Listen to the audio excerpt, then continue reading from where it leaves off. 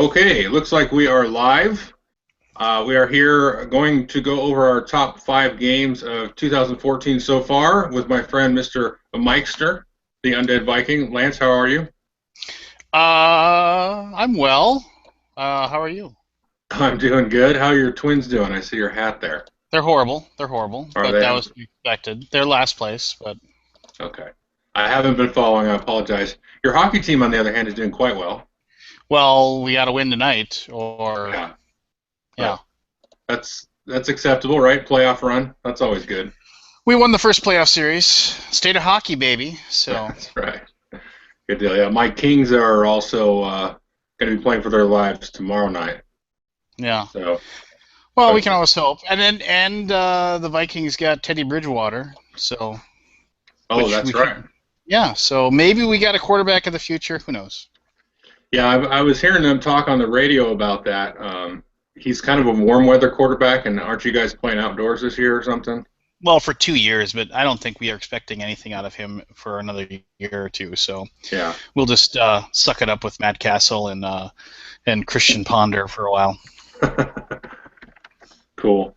Well, so like I said, we're going to do our top 5 games of 2014 so far, and we figured we'd just go ahead and jump right into it, and then we'll kind of ease into some casual banter, maybe look at some comments and, people screaming at us, calling us idiots because we forgot XYZ game. Uh, Go ahead and do that. That's fine.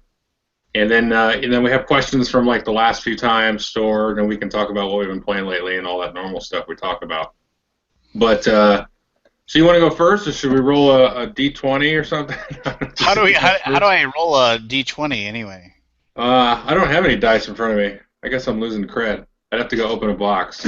Let's see. Well, I I have have dice, but a dice. Okay, I will put. All right. Pick a number between 1 and 10. If you're within 2, you can go first. that doesn't seem fair at all. I've picked it. You have to trust me. I'll go with 5. All right, you got it. It was 7. All right, cool. Yeah. So you go first then, or I go first? Well, you can choose. I guess you get to choose. You can go first. All right, I'll go first. And I will say, just as I wanted to make a quick mention, I did this thing similar last year, and it ended up 2 of the games that were in my top 5 about this time last year did end up making it to kind of my best of, at the end of the year. So we'll see if that holds true. But my number 5 is Galaxy Defenders, and that was released by Ares Games. I think I reviewed it a couple of months ago, and it's basically XCOM, the board game, and it takes a lot of inspiration, I think, from the Ravenloft and Drizzt style of games where everybody's kind of controlling different monsters or aliens in this case, and it's kind of a team tactical co-op with lots of different missions and all kinds of cool stuff. So that's my number 5. Have you had a chance to play this yet, Lance? Well, yeah, I have actually. You've kind of stolen some of my thunder, but that isn't my number 5 game. So how are we going to work this? Oh. If you pick something that it's on my list, but Well, it isn't like the same number, what do I do? Just say it's on the list later. I mean, like the Okay, Dice well, Tower guys. it's on the list later. Yeah. I think what sold it for me was I was a huge XCOM guy. I played the first. Yeah. We've talked about this before. I played the first game to death. The next game was really awesome. I really have always enjoyed that aspect. Have you picked up the Elite Aliens expansion for it? So it's even tougher and stuff. I haven't. I plan on it, but I just haven't done it because I have a hard enough time with the regular stuff. Well, yeah, but you know me, I'm kind of a completionist, so I had to go out and get that. And so we've been having, and I got a couple of buddies who are huge XCOM guys. So we've got that app or whatever the thing is, so you can keep track of how well you do and That's awesome. you level up and stuff. So we've been having a lot of fun with it, and that game is awesome. But I guess we'll have to get to that. Well, it's my number 3 game. So when we get to number 3, then we'll go talk more about it later. Just so you know, we decided to surprise each other. Maybe we should have collaborated and worked it out. But let's surprise each other, Yeah. That's my number 5. What's your number 5, Lance? Mine is Rogue Agent. Recent release from Awesome. Stronghold Games. Yes. It's okay. First of all, I think this is the game that I think the designer, I'm going to butcher his last name, but David Oslus, I think is how you pronounce it. I'm not sure. Yeah. But he's had a few games prior to this, and it's just like every single time I played one of his games, it's like, wow, this is really great, but it was like missing just one thing to kind of push it over the edge, and it was just like, but this one, it was like finally like his past creations finally, like all the stuff that he learned from creating the other games kind of came to life in this one. I dig the kind of replicant slash Blade Runner feel of it. I'm a big Blade Runner. Everything about that world and androids, masquerading as humans, and once again, it's my gaming group likes that. That kind of that feel of the game, and it's kind of a way. Excuse me, the way I described it, it's kind of almost like it's a cinematic game. It's one of those games that you play it, you can kind of see it evolving as you play, telling you a story, and it's just a lot of fun. And it does, I think, do a really good job of kind of being Chrome, but also kind of being strategy Euro-y, if you will. I don't know. I thought that it bridged the gap pretty well. Yeah. And so, and as far as like as I always say, I should have said this, and I don't know. I'm not putting words into your mouth, but whenever I do any kind of list of these are my favorite games, it's always like how much fun do I have playing the game, and even if like the game maybe has like a glaring error or problem, if my gaming group has had a lot of fun playing it, that's my criteria. That's why like a game like last year or 2 years ago, I think it was last year, like Las Vegas, that really simplistic dice game was like in my top 10 because we just played a ton of it and had fun, even though most people would kind of poo-poo it, for it being kind of such a simplistic game. So yeah, I know this one. We talked just before we went live about honorable mentions, and so this is definitely one I considered heavily to put on the list, and I really enjoyed it. Frankly, there's one other guy in my group that likes it. Nobody else seems to really like it, which is too bad. But I was really kind of taken by the game. It's really the thing is when I talked about it a little bit in my review is it plays out wonky, but not in a way that I feel like the game is broken or anything. It's just like each game session is very different because like you can get the criminals.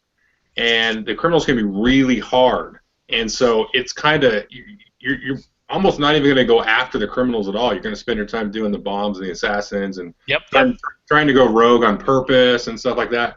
And so sometimes the criminals will be easy, so you kind of build up a lot of points that way. And even if you are or have the potential to be a rogue agent, you don't want to be because you're scoring a lot of points from the criminals. So it's really cool. It's like it kind of just feels very natural how it evolves and stuff, and it's that portion you just touched on, that rogue agent part of it. It actually it reminded me, and this is not the best comparison in the world, but a much maligned but not very well respected mob game called Nostra City that came out like 3 or 4 years ago. I think Asmodee may have put it out. I don't know, but it had this. For the most part, I mean, it was an okay game. It wasn't great by any means, but it had this wonderful mechanic where when you earned your money for doing the jobs as being your gangster, you would hand out you would hand out money to everybody else because you had to pay down, like paying the mob, you got to give everybody their taste, right? And then depending on and like the cards you got were different dollar amounts, and you could decide which ones to keep and which ones to hand out. And so and if you stiffed somebody, they would have to draw. They would get to draw from this deck of cards that would give them extra powers and stuff like that. So you had to decide whether to do it. But one of the cool things about doing that, making somebody draw from that deck of cards, was they could possibly get they've turned informant because basically and so then they'd be working against you like a secret traitor aspect. So if any. Yeah, and the thing is that like for some reason nobody really liked the game. Our group really loved it, and you can find it pretty cheap online. I mean, it's out of print, but there's just tons of copies of it rolling around out there. So cool. All right, yeah, good deal.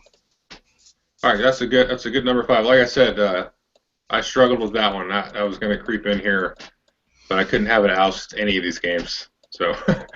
No, that's cool. Yeah. I'll go with number 4 because my number 4 is kind of cheating because.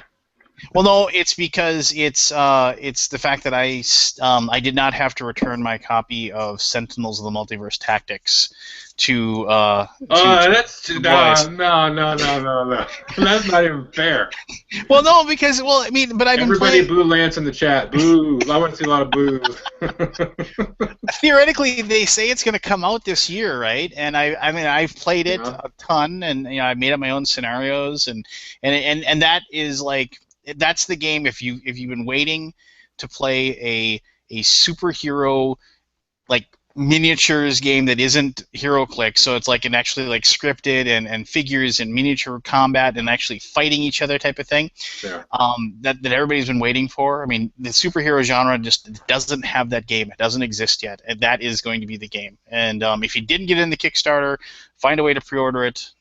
You know, that's it's cheating, but it's my number 4, and I'm not taking it back. Well, we have a theme then with my number 4 because my number 4 is also a superhero themed game. What could it be? I wonder if it's Marvel Dice Masters. Oh wow! Only number 4, huh? Yeah, that's mine'll be on the list here eventually too. So okay. Well, let's table it then. We'll talk about it when we get to it on your list.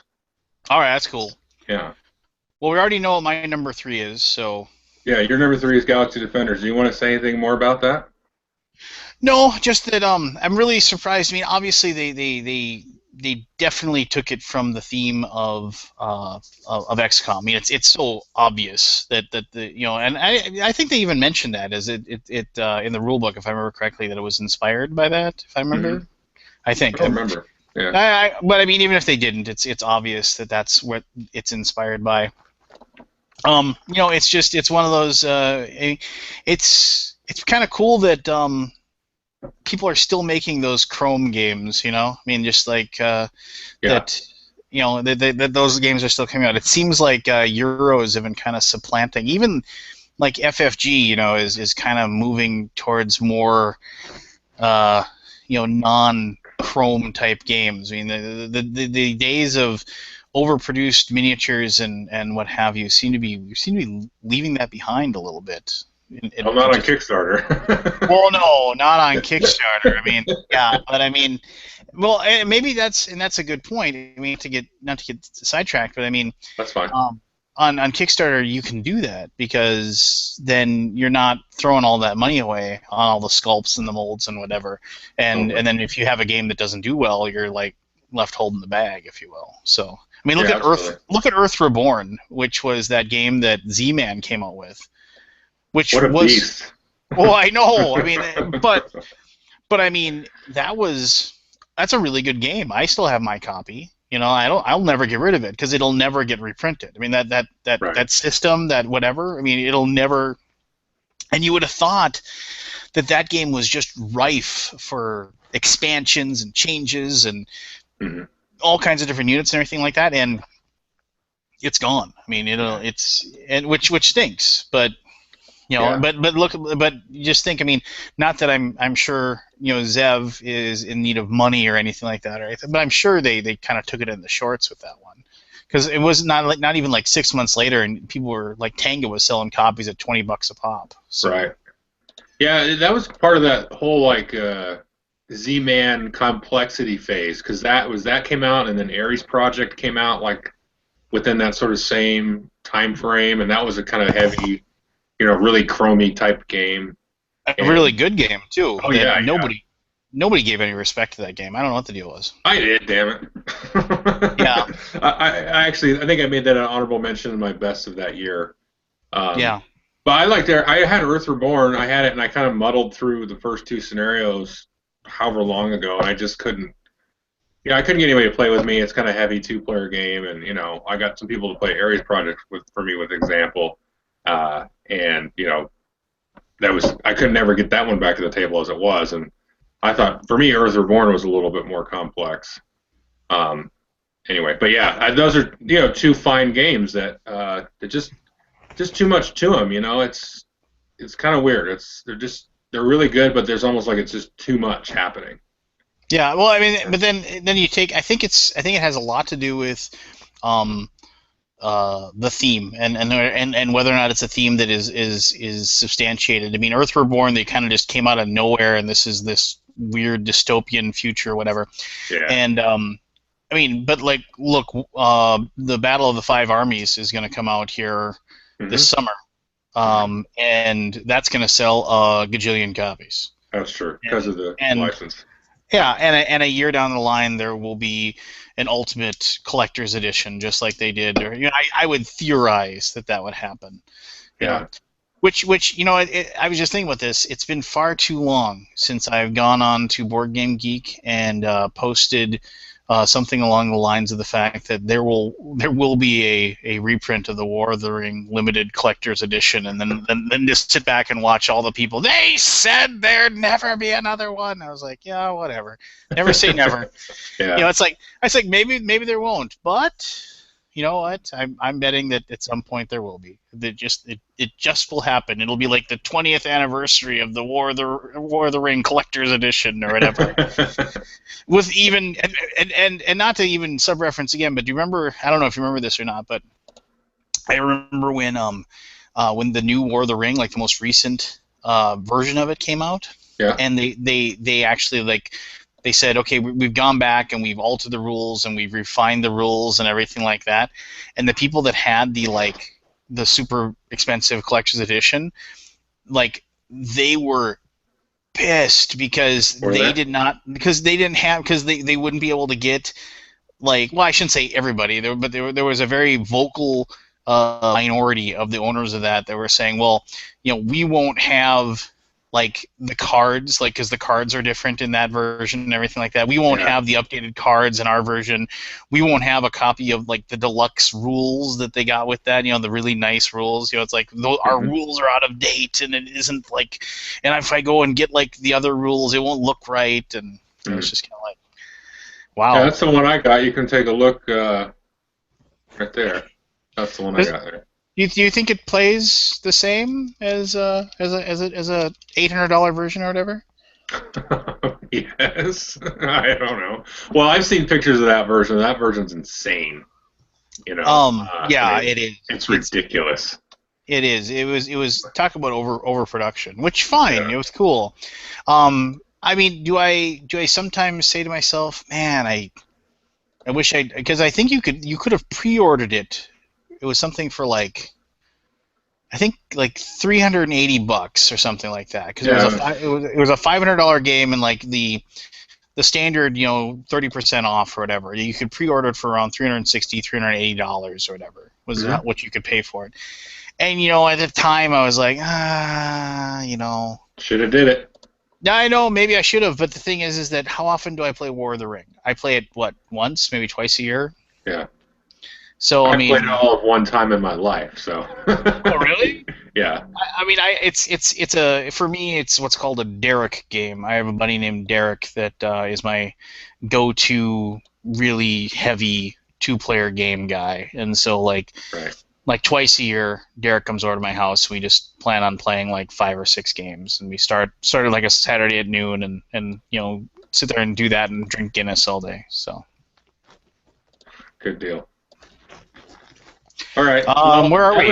That was number 3 or what? Number 3 for you. So just to recap, since we a little bit of tangent. So my number 5 was Galaxy Defenders. My number 4 was Marvel Dice Masters, and then which is higher on your list. And then your number 5 was Rogue Agent. Rogue Agent. And your number 4 was Sentinel's Tactics. Yes. And your number 3 was Galaxy Defenders. Galaxy Defenders. So my number 3 is Star Realms. Now, have you had a chance to play that? Yes, we were talking about that the other day. How we play the raid version of it or whatever. That's an honorable mention for me. Oh, okay, cool. Yeah, I love this game. I love it. It's one expansion away from replacing Ascension for me, probably. Ascension is one of my all-time favorite games. It's just. I have played no game more than this, probably except for my number 2 game. I just love it. I would say everybody should go and grab it. I think it's sold out everywhere again, so it keeps selling out. Well, because you need two copies. You gotta get 2, yeah. You need 2 copies so you can play 4 players. And what does it cost? Like $11 for. Yeah, it's like a little deck box. That's it. Yeah, it's a little deck box. I mean, go buy the sleeves and throw them in a real deck box and just that's my go-to. I'm at work and I'm not going out for lunch with my wife, so I'll go down to the lunchroom and have a sandwich with my buddies and we'll play that. That's awesome. Yeah, that's a good one. All right, and then you want to do your number 2? You can go ahead with number 2. I'll do it. Okay. So my number 2 is Splendor, which I just played again today for like, I don't know how many days in a row it's been, but I've been playing the heck out of it at lunch. This is what we play like every day at lunch, and we played it for about 3 weeks or more, like a little over 3 weeks straight every day. And I was like, come on, guys, let's play something different, even though I really didn't want to in my heart. And they're like, no, we don't want to play anything different. Let's just play this. And it's just one of those that is, it seems, it's really mathy and number crunchy and all that stuff.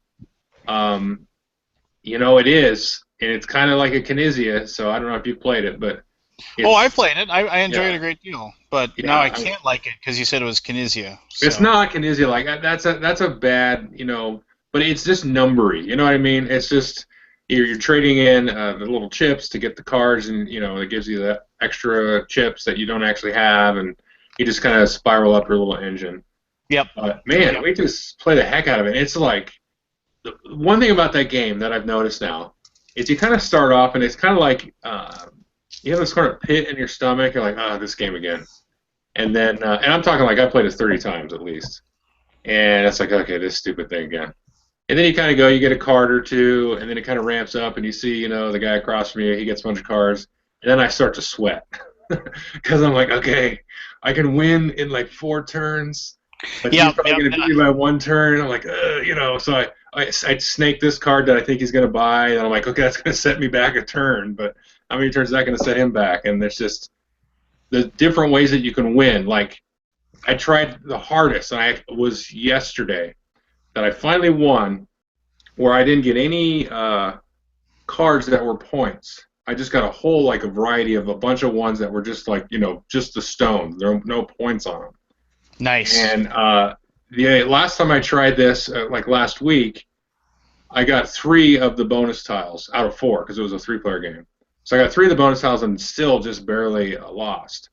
And so this time I was doing that same kind of thing, and then I kind of switched a little bit at the end to get some points out of the cards and then got 2 bonus tiles.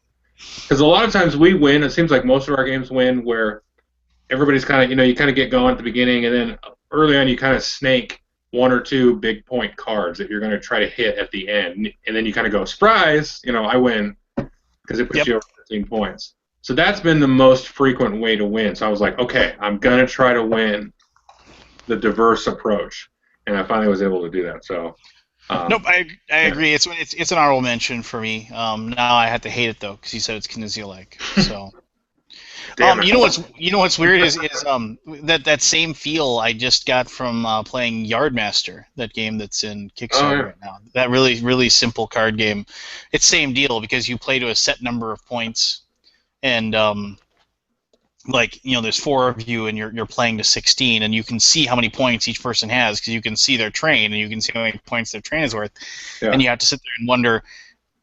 He's got 12. Can he get to 16 on his next turn? What do I have to do to kind of prevent that? Same feel. And so it's like a little crunchy game that you can play, and it's I agree. Good stuff. Cool. Well, I've got your review queued up in my list of ones to watch for Yardmaster. It's actually it's a rarity. If you notice, it is less than 15 minutes long. Oh, is it? Yeah. I didn't notice the time length on it. Yeah, I think it's even less than 14 minutes long. Oh my gosh! Yeah, I know. It's who is this? Who's on the end of this line? So yeah, it's definitely it's a good little game. So. Okay, good. So you're number 2. My number 2, and this isn't cheating, in my opinion. It's just I don't think a lot of people have access to this game right now. I got lucky and I got a copy sent to me. I should have a review. I'm hoping I'll put it together this later. Well, actually, you know what? I might have some time tomorrow night, and I'll do it. It's Istanbul from Pegasus Spiel. who is going, and they are going to be printing. I think AEG has the rights to it, and they're going to be the ones that bring it over for here. I'm not a big Rudiger Dorn guy, which is weird because I just mentioned Las Vegas, and he also did Las Vegas. But as far as like how like there's certain games and you play them and you're like, oh, this feels like a Feld or this feels like a Fiduti or whatever, and you can just if it's got a Rondel, it's Mac Gertz, and but I don't know what a Rudiger Dorn game is, so I mean I have no idea what that means. Spatial. Spatial funky, yeah. Yeah, well, the Istanbul definitely has that. It's worker placement, which gets bonus points for me automatically, and then but it has a really weird spatial aspect to it as well. And also, it's kind of like that weird race, too, because the winner is whoever gets the first, 5 rubies is the guy who wins. And so you're kind of like always just, like you're always checking how everybody else is doing in comparison to you. And there's so many games out there that, it's just like, okay, let's just see who does the best over these next 7 rounds, and then we'll total it up, and which is fine or whatever. But I do think there is something really cool about being able to actually see how close you are to victory in comparison to other people, and then that actually makes you more aware of what you have to do to kind of screw people over to keep them from getting to where they need to be. And sort of like I've always said, and we've talked about this before, it always seems like in games like let's take a game like Agricola or Caverna, you're never really like taking a spot on those in a worker placement game. You're never really taking a spot because you think somebody else wants it. If somebody else wants the spot and you take it, it just kind of like it's a bonus, because if in those games, if you worry too much about trying to block somebody, you're going to end up not getting what you want anyway. So you can't. I mean, I suppose if you're a really good player, you'd find a way to win both ways. Like, I'm going to take this spot, I'm going to, whatever benefit or resource that gives me, I'll use that to my best ability, but I'm taking it more to knock this person down and take it away from you. So I do like the added aspect of just being able to visibly see, like, how close somebody is to winning and being able to try to stop them. But no, it's just the game is beautiful. I'm sure you've seen the artwork for it. I'm sure you've seen all the things as far as that goes. I know that there was just recently a how to play from Miwi. I forget what his name is. Yep, I watched it. Yeah. Yep. So it isn't a difficult game by any means. It isn't, and it is. I guess it's a little lighter, as far as and I'd even say people could argue that it's almost family-ish. I mean, it isn't going to be like a super hardcore like brain-burning game, but I've had a lot of fun with it, and the bonus thing is that I've like been able to introduce it to like non-game players, and they were able to grasp it pretty quickly. I don't think it's a gateway game by any means, but but they seem to have grasped it and seem to have enjoyed themselves. So cool. I've heard a lot of good things. It seems to be kind of getting some buzz about getting the Kenner Spiel des Arts nomination. So I could buy into that. Yeah, it looks cool. So, if I had to guess, your number 1 game would be... Well, I gave it away. Yeah. So, do you want to talk more about that, or...? Well, yours is the big reveal, so why don't you give me the big reveal? My number 1 game is Madeira, and I know it's sort of No, you can't pick Madeira. That came out in 2013. Not in the United States. What doesn't matter? I came out in 2000. I had a copy of that game in 2013. Pick something else. I did not. cancel the podcast. No. I played it. I played it in 2013. Well, yeah, exactly. So you can't pick that. You played it in 2013. I played it one time in 2013. It doesn't matter. If you breezed up against it in 2013, you can't pick it. Pick something else. No, I can't. If you're gonna, no, seriously, if that's an option on the table, then that's number 1 for me as well. So that's not fair. Well, then you can make it number 1. I'm not, make it an honorable mention. Well, Madeira is like the like crunchiest. Like it's so kind of I can't even really compare it to another game, I know. honestly. I know. It's just, I mean, as far as like making me feel like my brain is like wanting to just leave my head and say, sorry, we're done. I mean, it's like kind of like that dominant species level for me when I'm, Right. because like, I mean, it's the kind of game that I look at it and I say, God, that'd be a lot of fun, and then I just say, no, I can't. I'm just not mentally prepared to play that game. It's Yeah. same thing with dominant species. It's like, oh, it's been a long time since I played. It's like, no, I can't. I'm not. Yeah. I don't have a full stomach. I don't have a. I didn't get enough sleep last night. I don't have a big gulp of Jolt next to me to keep me company. Just like I don't have my travel bathroom. So I can stay at my seat. So Madeira is a fantastic game. And the sad thing is that it's too much of a monster for its own good, I think. Nah. It's the hardcore gamers will play it. The hardcore, but they're just yeah. But I mean, but people are not going to want to play it because of the level of just it takes to play that game. Oh sure, no, I've seen that that happen for sure. Like I'll bring it out and people will be like, nah, like you said, I don't. It's at the end of the day. I got kind of a headache from work or whatever it is. Then I've seen that reaction to it, but I love it. I mean, to me, it plays great at all player counts.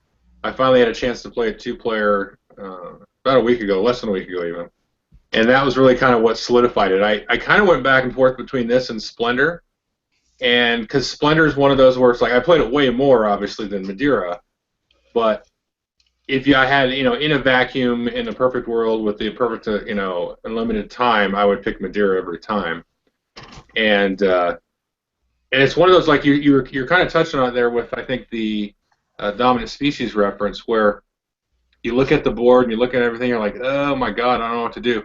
But then when you figure it out for yourself, it may not even be the best thing. But then you're like, oh my God, I can do this. And it's like, you move your ships down here, you get the bonus that triggers this thing, and you flip your guild die, you're like, sweet, I got like all these points, I'm set up to score my bonus, or now I have tons of bread and wood and stuff, and it's really satisfying.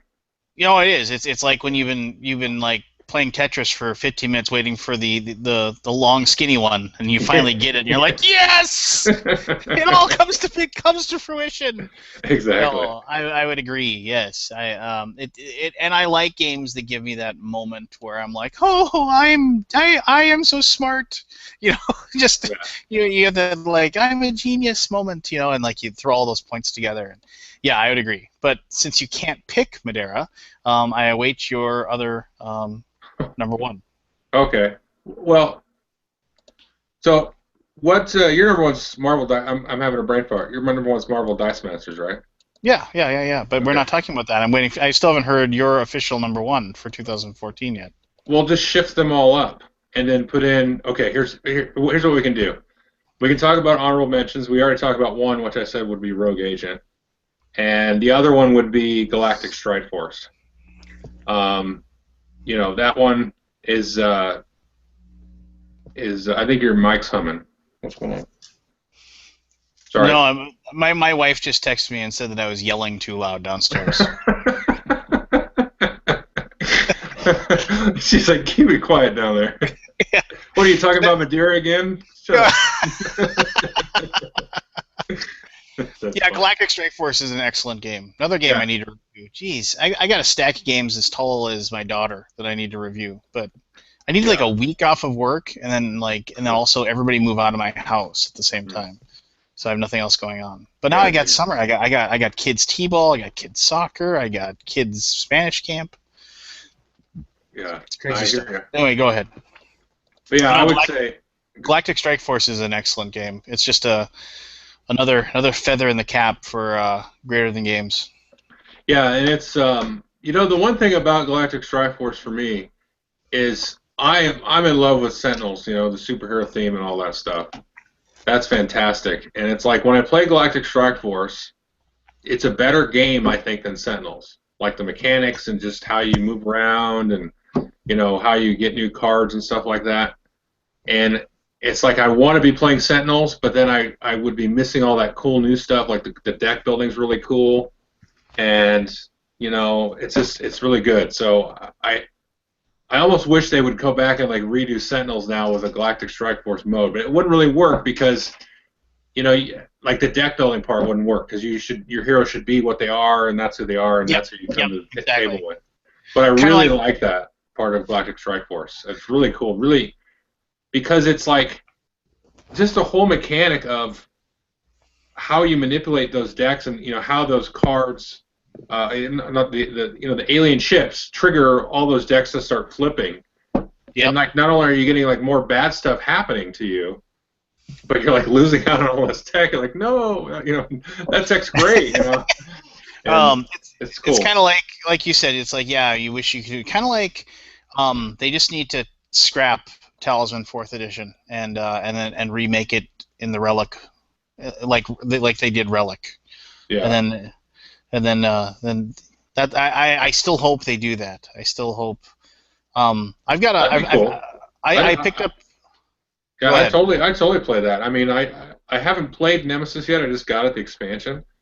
That looks really cool. But yeah, I mean, I readily will play that, but I won't play friggin' Talisman.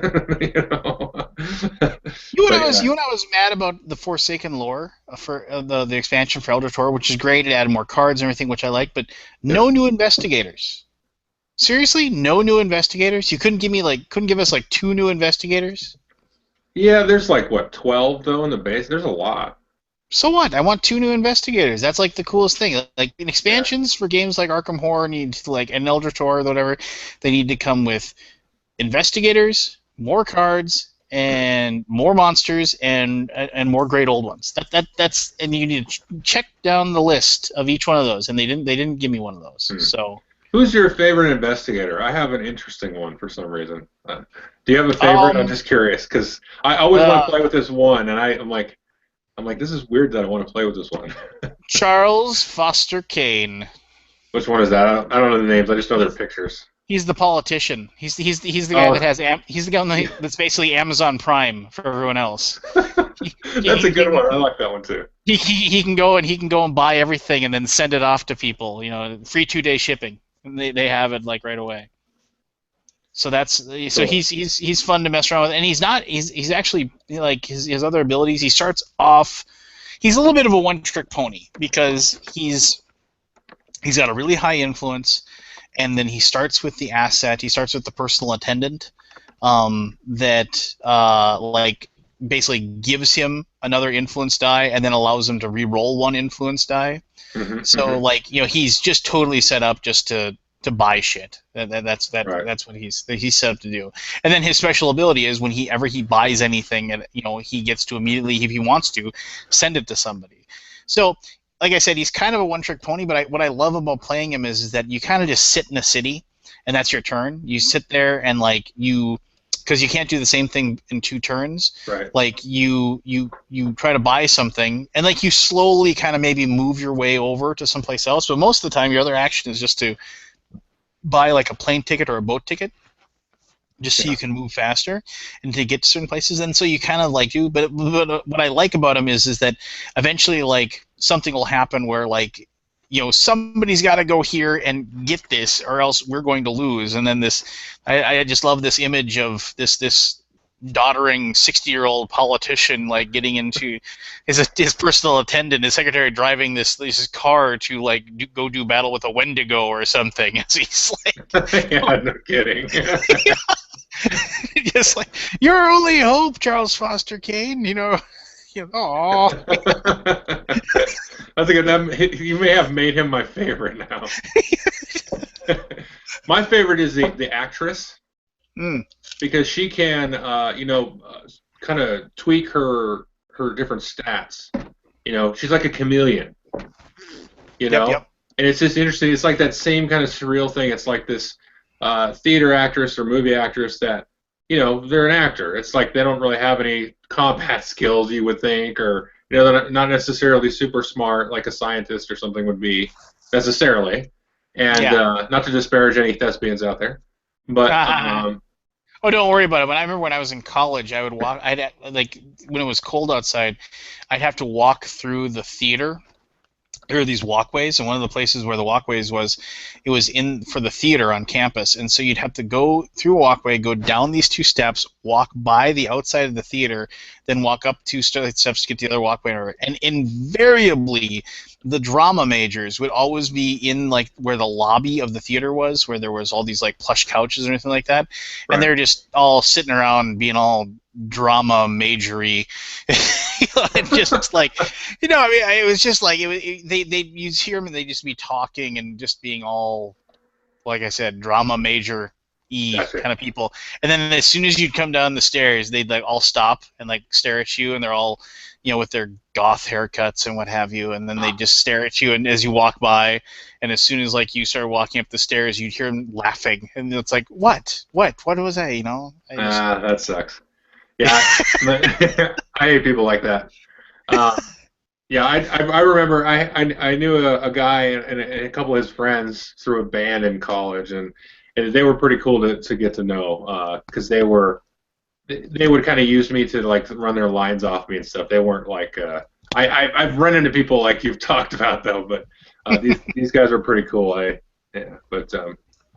But yeah, so it was really interesting to me. It's like this actress is like, is able to adapt to any situation and use her charm or whatever it is to get out of a lot of situations. She always ends up being the strongest character when we grab her out of the stack. But, yeah. What's your record there playing that game? How often do you win? How often do you lose? Oh, that's a good question. I think it's like 30%. I mean, I definitely have lost more than I've won. Yeah, yeah. We're about there too. It's it's that 1 out of 3 games, which is perfect. We shouldn't win every time. Right. And that's why the game is fun. I mean, that's why it's and you know what? Not to see, an Eldritch Horror came out last year. That's why it can't be the best game this year. See, I actually abide by release dates. But anyway, so whatever. The U.S. release date for Madeira was this year. I got my copy this year. I think it was February. Let me go look. You don't have to go look. Pants on fire. But anyway, the thing is that no, what with Eldritch Horror, what it is that there's a lot of cooperative games where at the very beginning it's like they all seem to go by the same kind of ramp. You start off and you're like, okay, everything's fine. And then like stuff kind of starts hitting the fan, and you start taking care of that, and then like you finally first get that one hurdle where you don't have enough resources for everybody to take care of it at that moment, and so okay, you got to like let something sit, and you got to figure out which part you're going to let sit, and kind of go to crap before you address it, and then you're kind of hoping for that lull. And most games, it's just like you get to that point, and it stacks and stacks and stacks, and then it just becomes a race against time for you to like take care of the big problem and just kind of chip away at the small problems to keep them manageable until you finally have basically that moment where you have 2 or 3 turns where it's decided at that moment whether or not you get the right card, whether or not you roll the right dice, whether or not the right thing happens, and which is fine. I mean, I think, but for me, and it's just been my experience with Eldritch Horror, and this is why it's better than Arkham, better than any cooperative game I played, is that it doesn't just have that slow rev up. It's like you'll be playing it, and things will be just going perfectly fine. You're like, we got this in the bag, and then all of a sudden, all of a sudden, it's just like, oh, that's weird. The mystery men are in Australia. Well, that's okay. That's okay. No big deal. We'll collect these things, and we'll be fine. Don't worry about it. Oh, he got lost in time and space and got devoured. Well, just no, it's fine. It's fine. And all of a sudden, it's just like the wheels come off the wagon, and like in a matter of like not even like 3 players' turns, it's like it's all over, and it's just like, and then you're looking back, and you're like, how did this happen? And then I've had games where it's like, oh, it gets tough, and then it just ramps down, and then you tidy that mess, and then it ramps up again, and it's like, and then it ramps down. You're like, oh, well, that's kind of nice, and it's just that it isn't just one slow like I liken it to like if you have roller skates, and most games are like roller skates, and you're on top of a hill, and you start rolling down it, and you're just slowly picking up speed, and that's until eventually you're going so fast you know how you're going to stop, and that's what most it seems like cooperative games work, and which is cool, and I still enjoy the games like that, but Eldritch Horror seems to have like the design has seemed to like stop that and add a more varied playing experience. So there you go. Yeah, and I think there are a couple things that were coming to mind when you were talking about that, and one is Defenders of the Realm, which maybe is my favorite co-op. I don't know. Like I thought long and hard if I liked Eldritch Horror better. I mean, I do like Freedom better, but for different reasons. Well, Freedom is good because it's the historical aspect of it. Oh yeah, absolutely. I mean, it's like it takes me to a place in my mind and my heart where I'm like, it is what it is, right? But Defenders of the Realm has been my favorite co-op for a while, and it has something that's similar with Eldritch Horror, where it's like I think we've talked about this before actually on the podcast. But when you play Defenders, it's usually going to go about an hour and a half every time. If it goes longer, it's because you're really close to winning, or the game is like right on the knife's edge. But you're going to get a good solid session out of that. Where a lot of co-ops where it's like, okay, it's over, like in 30 minutes. Yeah. And you're just kind of going through the motions, or you kind of won and you're going through the motions. Now, Eldritch Horror has that same thing where like you're going to get a good hour and a half out of it at least, if not 2 hours, and so it has that kind of in common with Defender of the Realm, but Defender still has that kind of issue like you're talking about, where it's like, okay, if we flop here and we get some, the general moves in, or we get too many minions here, or the taint, a horrible name thing, but we get one more taint out on the board, then we're gonna lose. It's just like okay, one thing is gonna trigger, we're gonna lose. It's like Pandemic that way. Yeah. Which is fine. Like I said, it's not a big deal because you do usually get, always get, I think, a good session out of it. But one other game has that same thing as Eldritch, where it's like it's not just like one thing here, one thing here, one thing here, and that's Galactic Strike Force. Because that game, if it has a fault, it's almost like it hits you over the head too hard at the beginning of the game. Because you can get a setup, and I don't know why, because they have the basic boss or whatever. They say play this boss first. Yeah. I don't think that's the easiest boss. No, it isn't. I don't think so, because it's like there's something about his special abilities that like you can set up the game, and then there's like twice as many alien ships as there was when you started the setup. You're like, oh my god, I was overwhelmed. And that's one thing where it's like it's not just like here, here, here. Okay, tamp this fire out, tamp this fire out. It's like the whole game is just like throwing everything at you. And that's a really cool part of it. That's probably why, because it's. I think those are those games, and that they're at their best when they're manhandling you, and you just feel like there's nothing you can do that'll make things work. So yeah, and it has that same thing as Eldritch, where I'm talking about Galactic Strike Force, where it's like, okay, we have to let that kind of go, and we have to kind of let that that sector get overrun. We'll come back to it later because it's overrun. Screw them, let it get overrun. Yeah. We got to go here. We got to take out these guys because he's going to, trickle effect, or he's going to take out some cool tech that we really want. And you got to let it go and then come back to it. So anyway, yeah, good co-op discussion there. There you go. So, well, my number one game, obviously now everybody knows, is the Marvel Dice Masters. Forgot all about that. Oh yeah. No, I want. I mean, go watch our reviews. We both did. I actually. Watch your review, and it's like it's definitely the game I've played the most of any game. It's flawed, but I love it. I don't know. Does that make sense? I mean, it's like the arguments people have. It's like it's hard to make a case against like the cheapies, like, oh, I'm gonna go. It's hard to make a case against, like, okay, well, I'm gonna have the cheap Beast, I'm gonna have the cheap Black Widow, I'm gonna have the cheap, Ghost Rider or Beast. Ghost Rider, yeah, cheap Beast, Gobby. Like Gobby, the ultra rare Gobby is ridiculous. You just like, please knock him out. Please knock him out so I can bring him back. Yeah. You know, just knock him out so he stays out there. And the thing is that I think what it is people have to play it the right way. I mean, they have to play it like they're going to be playing a tournament where they're sending people in, and like, you know, and like you have to kind of know.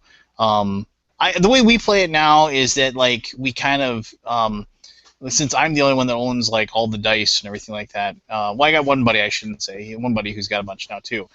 But we hold on one second. My daughter's saying goodnight. Rylan, come here. All right. My daughter's gonna wave and say hello and say goodnight, everybody. Hello. That's my buddy Joel. All right, here, give me a kiss, princess. All right, love Everyone you. say goodnight to Rylan.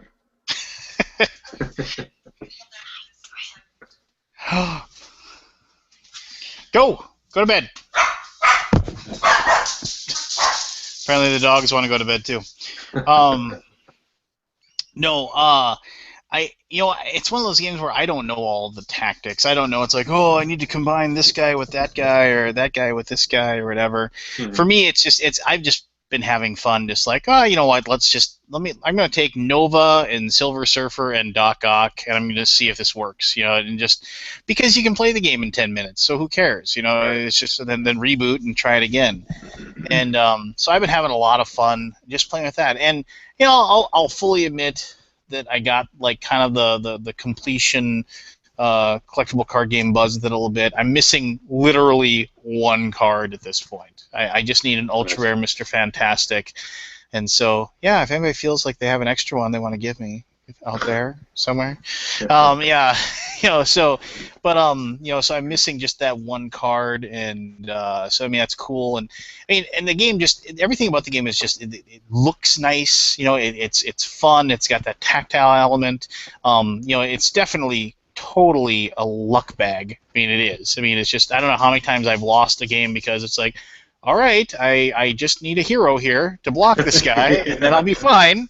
Yeah. So I've got 6 dice. I just need one guy, not a 1. Are you kidding me? Okay, I get to I'll just reroll all of them. Just need 1, not a 1. Are you kidding me? You know, so it's just like I've lost games like that. But I mean, but I can, you know, I think if you, I've said it before and I'll say it again, if you're going into a game that is based on dice and you're complaining about it being too random for you, then, well, you're definitely playing the wrong game. I mean, you can't go into it like that. Right.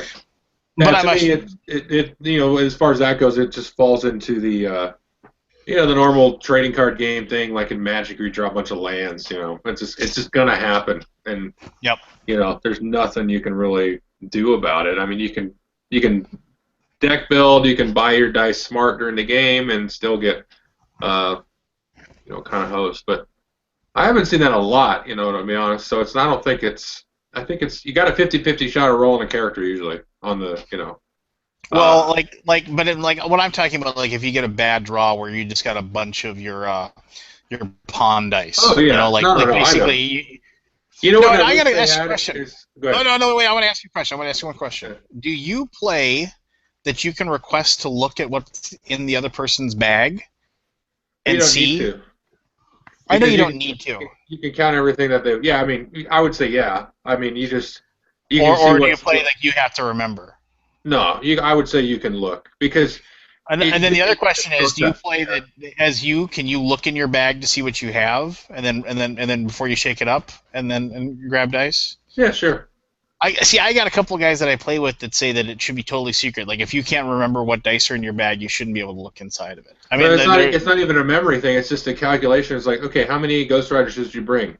Did you bring 3 or 4? Okay, there's 2 in the use pile, and so that means there's 2 in your bag. You know, you just. I understand, but I mean, I have some math is hard type of people that I play with. So. Oh yeah, and in the heat of the battle, you kind of forget, and so.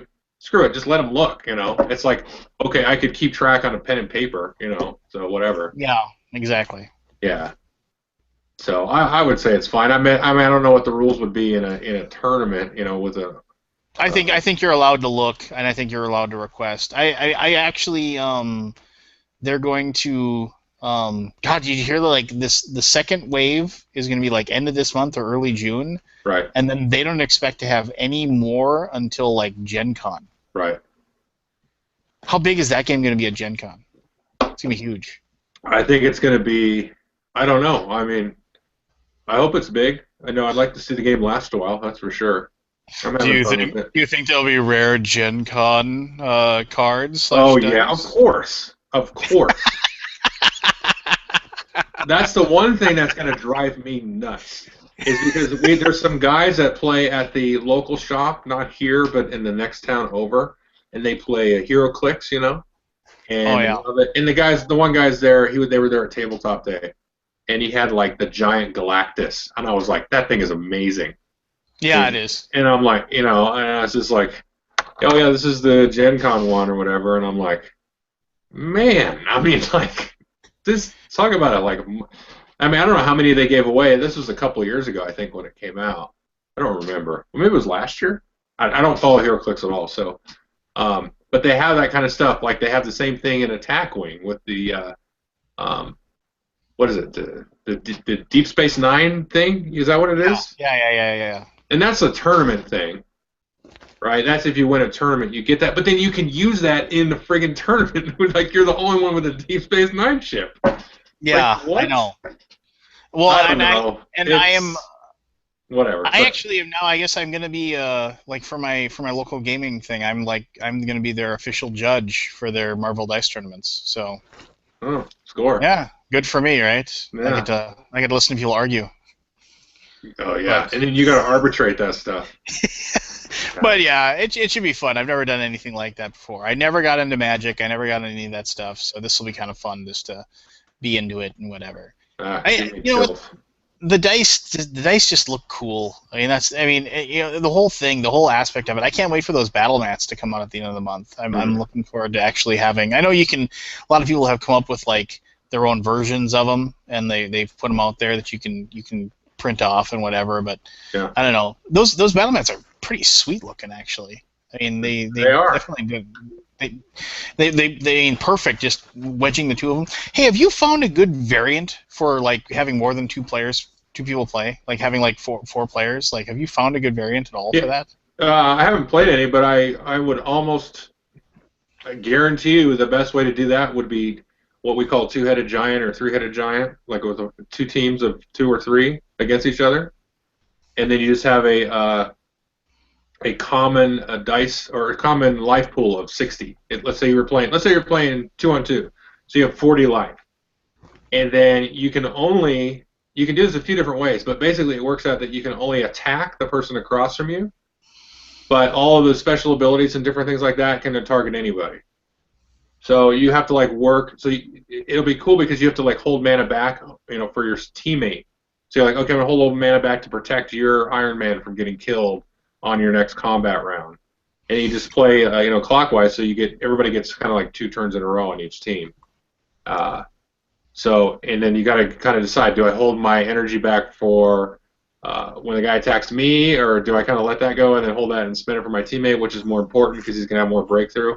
I mean, man, probably the funnest I've ever had with any trading card game, and Versus is my favorite, was playing Magic, 3-on-3, three-headed giant we called it, and we had 60 life, and all 3 with 3 totally different decks, and we like powwowed the night before with our teammates, and like, I'm gonna bring my black deck, and then you can do this with your deck, and and I swear to God, that game lasted like 3 hours, and it was insane. It came to like the last card draw, and it was just, crazy stuff. And I'll have to try that. So, it would work. Yeah.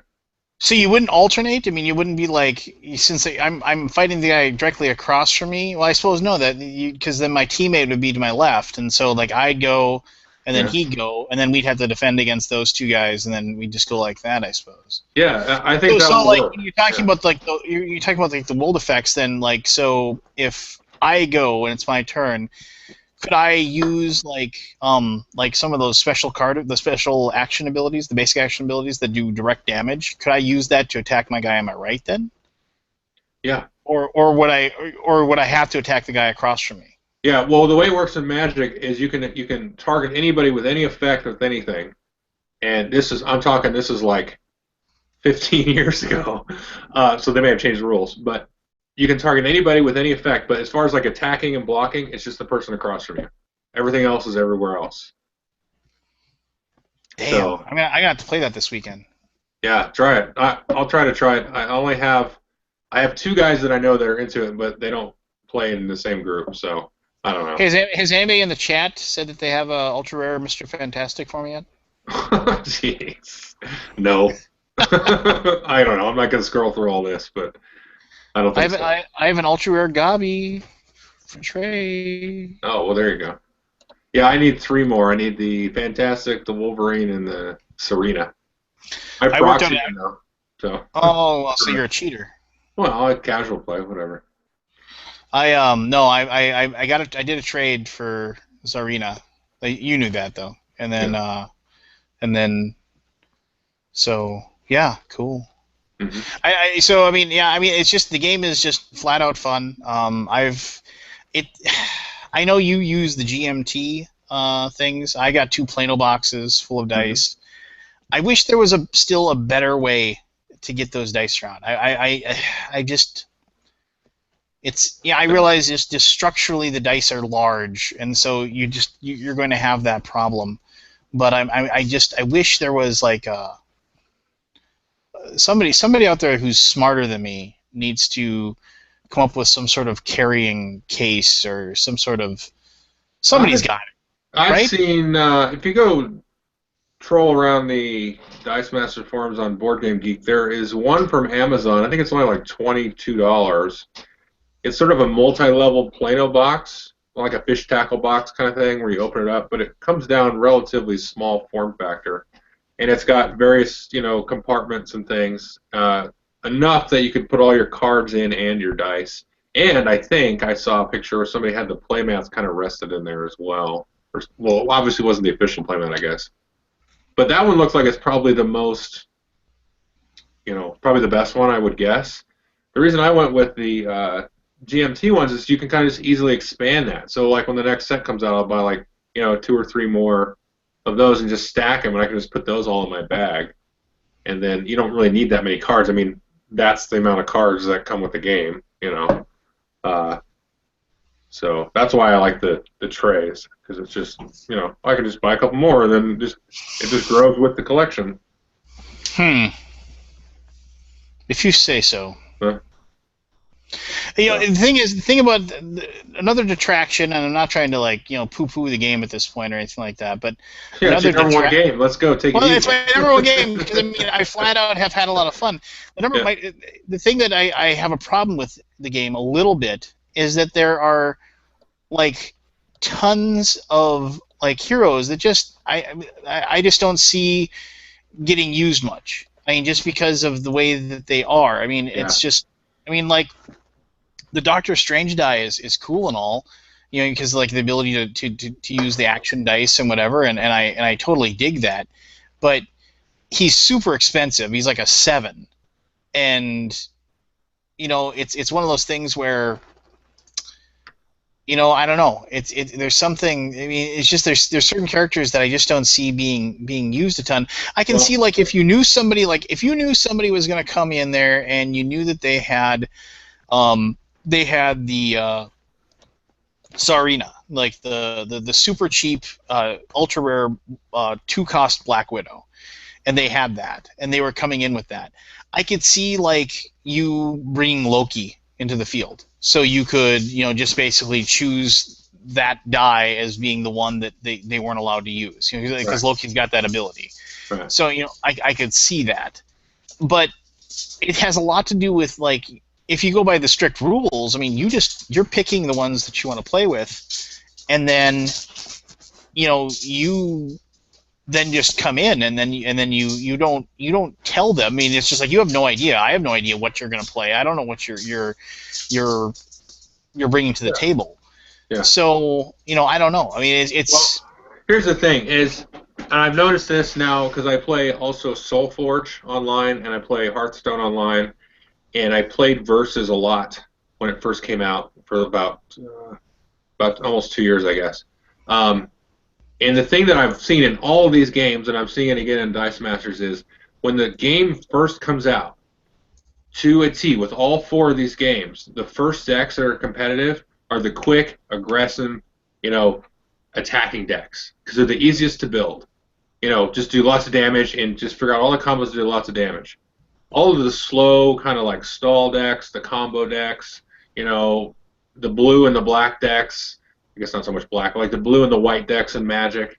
Those kind of decks take a little bit of time to marinate and usually take an expansion so that the developers and the designers can see, okay, oh, there's a super broken combo or kind of broken combo we didn't really expect to be as abused as it was.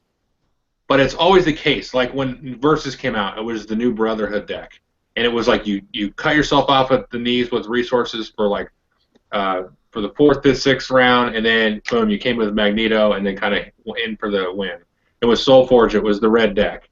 In Hearthstone, I think, well, there's been a problem there because they're kind of nerfing hunters, but it's like that. And so now we're seeing again here, lots of quick little smash you in the face, oversized, for their cost dice or cards coming into play. And I think that'll change. And I think you're right, though. I mean, there's going to be certain cards you just don't see because the metagame doesn't really support them. But like that Doctor Strange guy, I can see that where, give this 6 months and probably with maybe not necessarily with an expansion, but definitely with one I would expect, you'll see a deck that maybe focuses on him and, getting to turn 7 where it's like, okay, if you haven't beat me by turn 7 or 8, then I've locked you down and now you're in my grip and there's no way you beat me. Yeah. So that's my expectation, Well, and then the expansion, they've already kind of announced it, right? That it's going to be, I forget what it's called. X-Men? Yeah, which I don't understand. X-Men versus Avengers, then we're going to come up with Uncanny X-Men, which, whatever. Yeah. Just seems weird. Why wouldn't you, I don't know. But, I mean, and honestly, I mean, obviously it isn't just going to be Uncanny X-Men. There'll be more to it than just that. But it's kind of like a one of the things that I've heard, and this is just and who knows if how much this is true to this or not, but my buddy who owns and runs the game store, he always says like WizKids just has a model where they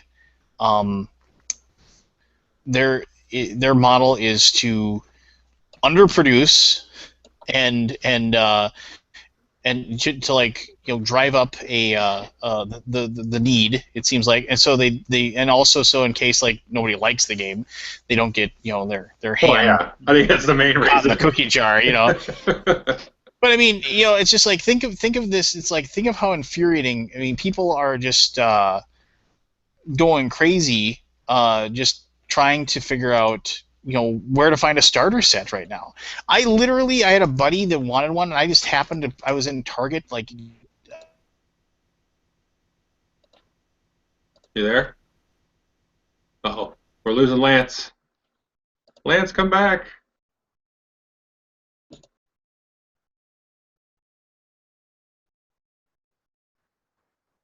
Okay. Sorry, I don't know where. Lance, you should come back. Sorry, guys. Hopefully Lance will be back here soon. But, yeah, I will keep you entertained, hopefully, while he comes back here. Let me see what I can do here. I'm going to kick him out. Yeah. No, I don't want to block him. All right. So Lance will be right back. Sorry about that. But I think that Lance is probably right about, they didn't want to go broke on Dice Masters and make too many and the game flops. So there's that. Oh, I see Mr. Michael Elliott is in chat here. Okay. One of the designers of Marvel Dice Masters. Done all the sets so far. After Magic sets, doing these small sets is fairly fast. Play the Draft 8 format. I'm not sure what he means by doing these small sets is fairly fast. I wonder if the expansion set is going to be not quite as big as the base set for Avengers vs. X-Men. My understanding was that it was going to be the same size set, though, so maybe not. So can you guys still hear me? Just because chat sometimes dies. and then comes back all of a sudden. So I just want to make sure that that you guys can still hear me. So somebody say something, please. And then I will try to work on getting Lance back. So sorry about this. I'm not sure what happened there. Let's see there. I'm just going to reset him the invite, and then we'll get going here. So does anybody else have a favorite game of the year so far? They can also put that in chat. And then I don't have to swim and drown over here. Or any questions? I'll try to get back into the chat here and see what's going on. Okay, so people can hear me. Thank you. And so the Draft 8 format, is that the format where you bring like 4 heroes and then, you know, everybody opens like $10 worth of packs and drafts those into their deck? Or is that just everybody just buys $10 worth of packs and you just pick 8 heroes? Or add, anyway, I'm curious what that is. Because the draft format that I'm familiar with is, you know, you bring 4 heroes in the dice and then you draft out of $10 worth of packs. So unfortunately, there's like a 30-second delay here. So that's what I'm familiar with.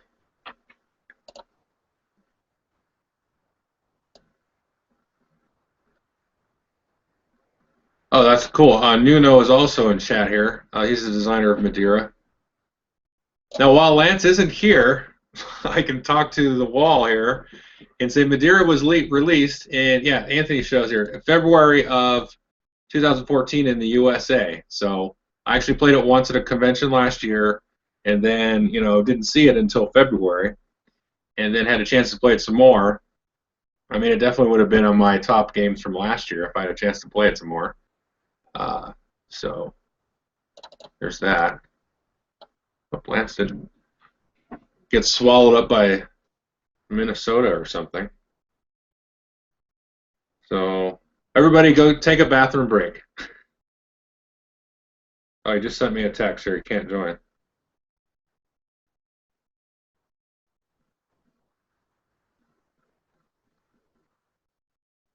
Oh, he's having a hard time joining here. Let me invite him again. Sorry about this. I don't know what happened. Never had this problem before. Let's see.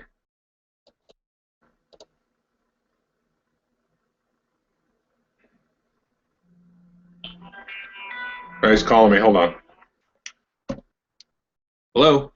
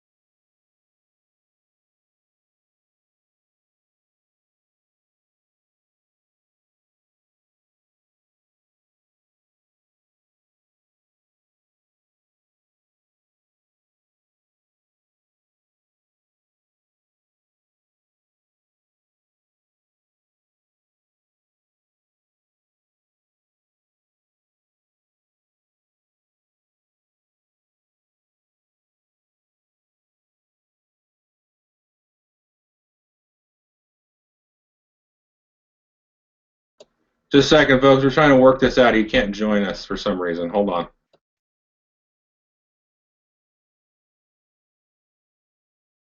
I muted myself there while I'm on the phone.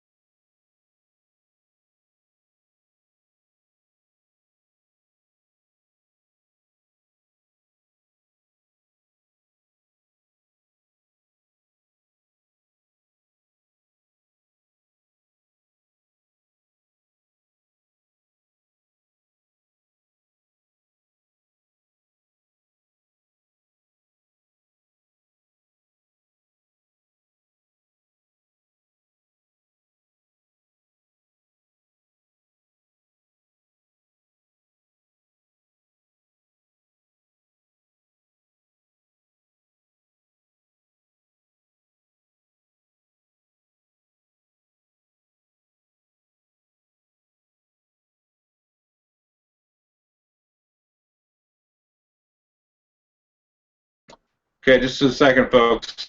We're almost there.